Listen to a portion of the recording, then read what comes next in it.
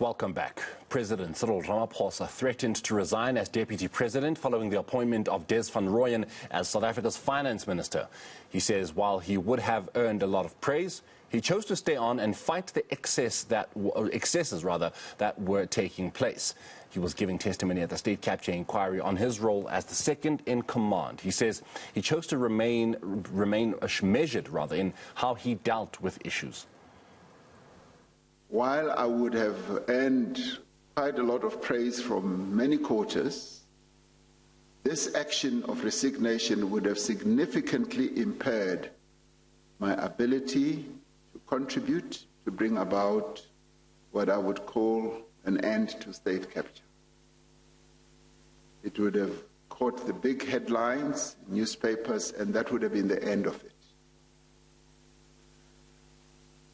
Had I and like-minded individuals resigned from the executive, we would have had no ability to resist some of the excesses that were taking place. And there was a clear danger that without some measure of resistance, there would have been even fewer impediments to the unfettered expansion of the state capture project.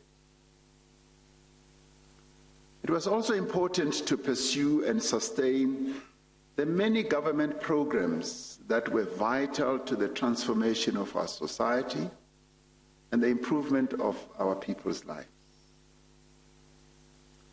The second option was for me to be more confrontational, to speak out publicly against certain decisions or actions of the government as they were happening in that captured way. While there were instances where I did make public statements, there was also a limit to how confrontational one could be in the position that I held.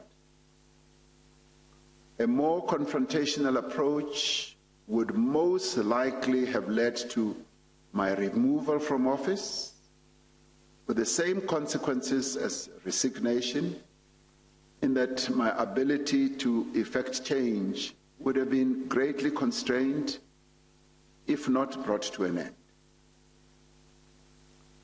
The third option was to acquiesce and thereby abet the committing of the misdeeds, just to go along and be part of it all. This I would not and could not do. It would have been a violation of my principles and a profound betrayal of my responsibility to the government, my own organization, and the people of South Africa. The fourth option available to me was to remain in my position as deputy president and keep silent.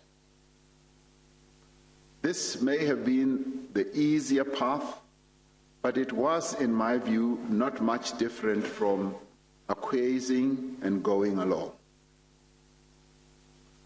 The final option for me, which is what I chose, was to remain in my position as deputy president, not to resign, not to acquiesce and go along and join in,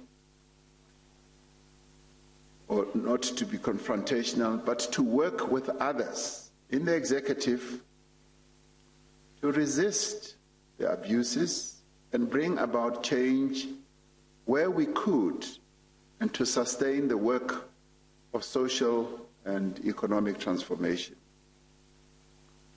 Now, this meant staying in the arena with the challenges and limitations and frustrations inherent in doing so.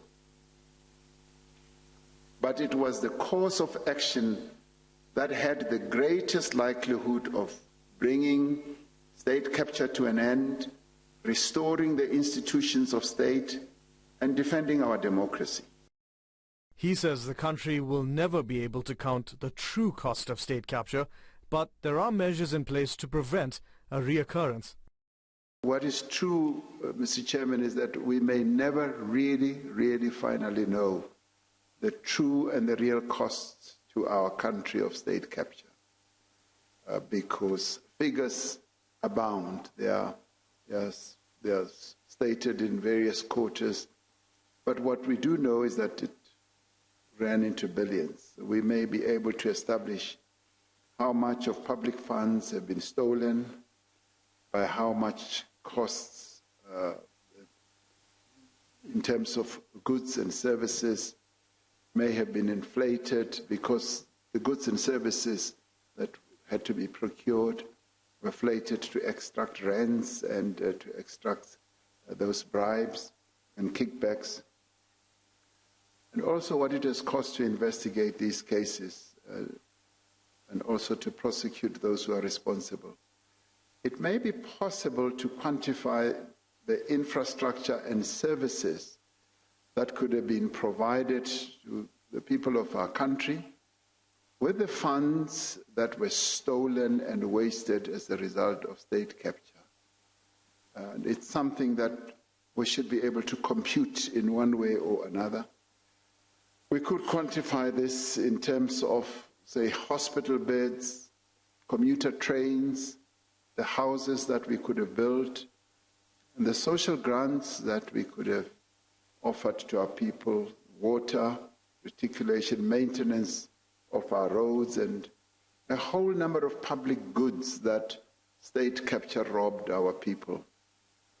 But what is more difficult to measure is the broader cost to our economy and to our society broadly. It is difficult to measure the effect of state capture on business and consumer confidence, on the loss of investment, because the state capture also had an overarching impact on our ability to attract investment, because as investors looked at us as a country, they just saw a country that is mired in corruption, a state that has been captured by a particular family. And nobody wants to invest in a country like that, where one family runs everything in the body politic of the country. We similarly cannot quantify the impact of state capture on our standing internationally and our image, because state capture damaged that image, and our standing is something that is often talked about, just like our standing now recently following the unrest that we had. Well, Zondo quizzed Ramaphosa about his knowledge of these scandals, including that the Guptas managed to access 57 billion rand of taxpayers' money. That given the overwhelming evidence before the chair, it's really difficult to accept that people didn't know what was going on. They may have been strategic for certain reasons, but they knew. What is your comment about the signposts? What is your evidence about the signposts? I think, yes, indeed. I mean, there were a number of signposts, and you're absolutely right. And if the impression was ever put forward that we really did not know, that would be the wrong impression, because there were signs,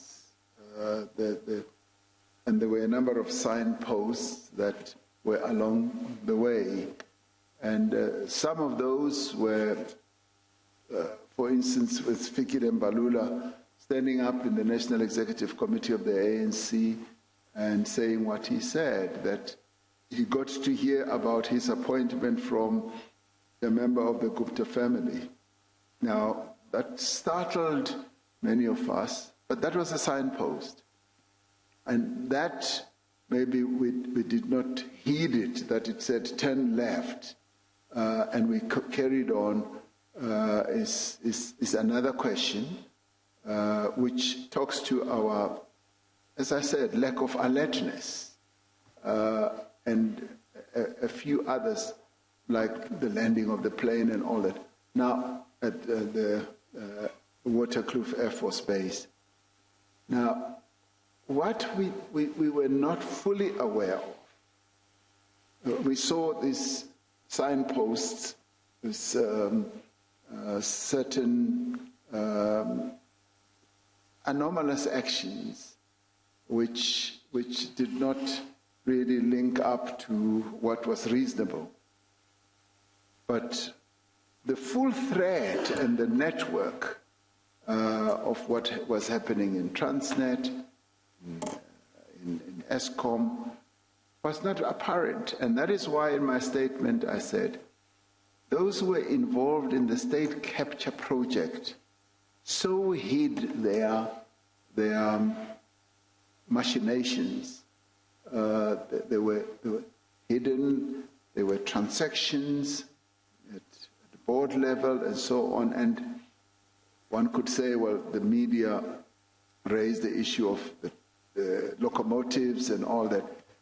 And one could not immediately join the dots, because the dots quite often are disjointed, and you need to have a thread, pick it up and join all of them. So that was lacking. But some of the signposts were there. And as I said, yeah, there was the lapse, I called it. There was also the lack of alertness. Were we complicit? The answer is no. Could we be said to have been negligent? It could well be that, but complicit we were not. Even those of us who decided to stay in the game, to, well, resist, but also to bring about the changes. The changes that we are seeing now are happening because some people decided to stay in and make strategic choices and embark on strategic actions along the way as they felt they could. Now, whether people think that the choices or the strategic actions one took were too few or not too, were too meek is the decision or the judgment they have to make. But being in the ring is what some of us preferred to do, and when you are in the ring, you're involved in a real battle. And sometimes, I should say, some of the battles that one got involved in are those that are not known. They are not apparent, because when you are in the ring, you are constantly involved in, in punching, Mr. President. Yes. Yes. Well, the talking about the state capture in the SOEs, that those who were involved were hiding what they were doing. I just mentioned that it will be quite important that going forward, the cabinet does things maybe differently from the way it was doing things before, whenever it was given names of CEOs and board members, because one of the things that happened at Eskom, on the evidence that has been given here, is that somebody from outside of Eskom, I can't remember if it was Mr. Salim Essa or one of the Gupta associates, actually sent in to Eskom a letter saying to the chairperson of the Eskom board at the time, Dr. Ngubane, that the board must take the following decision about the Sunday Times, the Mail and Guardian, and the City Press, which had published certain articles that they didn't like. And Dr. Ngubane took that and put it to the board, and the board agreed. So I mentioned simply because, as you said, the board members, the appointment of boards went to cabinet. Okay, Mr. Pretorius. Thank you, Chair. You said in your answer, Mr. President, that we were not complicit. May I suggest that the we there was not the overwhelming and powerful majority, and that there was a substantial force, as you put it, contestation between the we that you say you represented and those that were actually acquiescent and supportive of the state capture project. Would you accept that? No, I need to understand fully. Right, let me put it another way. I apologize. When you said we were not complicit, Yes. you asked the rhetorical question, were we complicit? Yes. The answer is no, and you said that with assurance. Yes. Perhaps that might be qualified because it's overwhelmingly probable that because you were forced with others into a strategic response, there was a large proportion, perhaps even a majority of the governing party that was complicit, and the executive, that did follow the path by those who led the state capture project. Yes, indeed. The president maintained that the establishment of the commission was a defining moment for the country. The Guptas and their entities were able to access about 57 billion rand of taxpayers' money. So,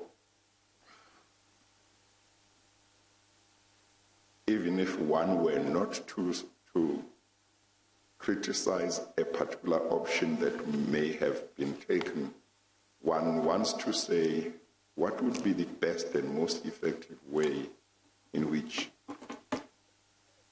another episode would need to be dealt with by different stakeholders. Would the options that were made in regard to the first one, be the best to be adopted? Or are we in a position where if a second episode were to happen, pretty the same thing would happen?